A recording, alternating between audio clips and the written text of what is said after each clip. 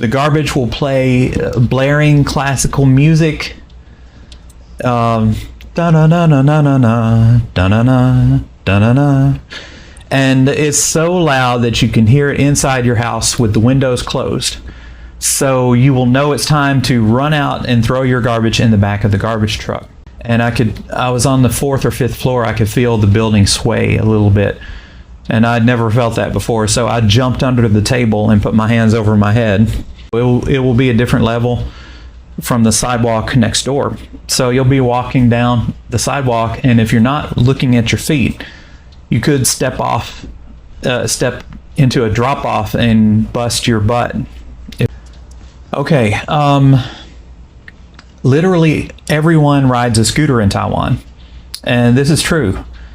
There are hundreds of thousands, probably millions of scooters in Taiwan, and some cities have been cracking down on this, but when I first moved to Taiwan, people would park their scooters all over the sidewalk, so you could not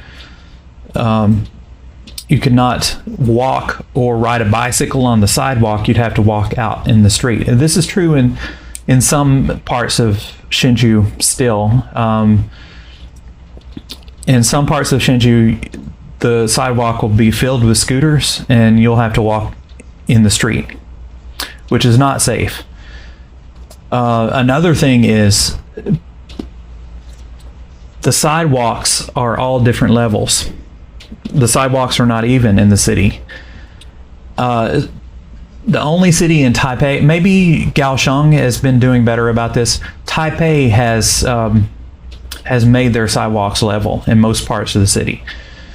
But in Hsinchu, the sidewalks are not level. The sidewalk literally belongs to the building in front of the sidewalk. And so if that person wants to, park their car there, they do it. So you'll be walking down the sidewalk, and suddenly there will be a car on the sidewalk.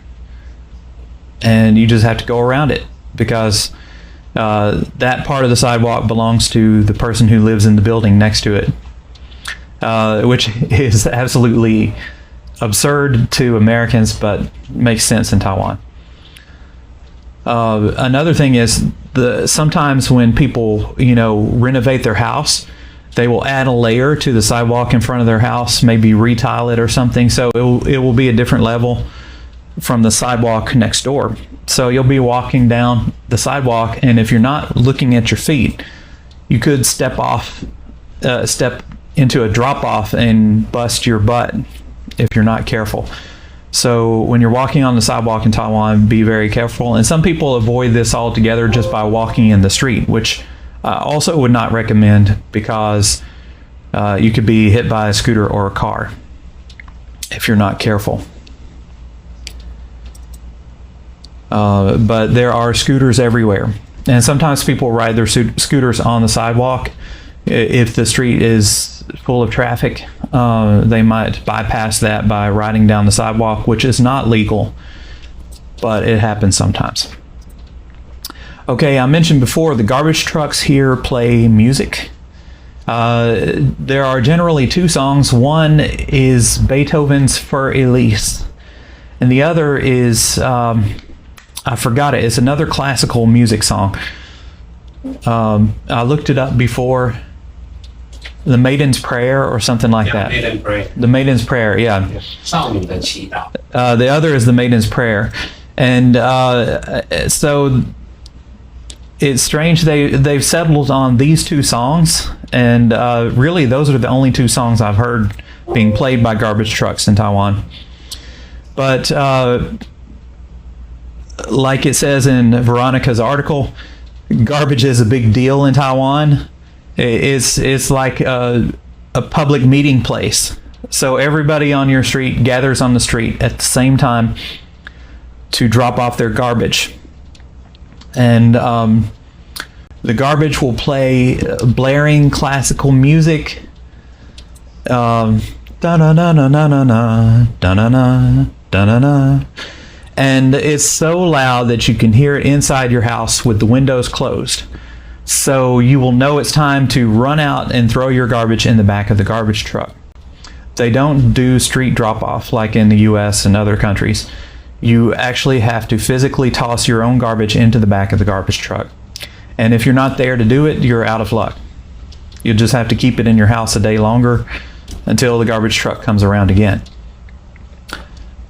Or you could live in a gated or private community, and there's usually in a private community you pay a fee and a garbage truck will come to the garbage drop-off building at your condo complex, and so you only have to walk down the street and drop it in the community garbage drop-off, and you don't have to chase down the garbage truck. I've heard the reason this system came about is before they didn't have any set system for garbage, and there was a big problem with people just leaving their garbage on the street, kind of like in third world countries. And so they came up with this music playing garbage truck system, which to them makes perfect sense. Okay, I'm going to mention one more thing. There are earthquakes all the time. And this is true. Usually they're mild earthquakes, but occasionally they have the big scary earthquakes. The last time that really happened in Taiwan was 1999.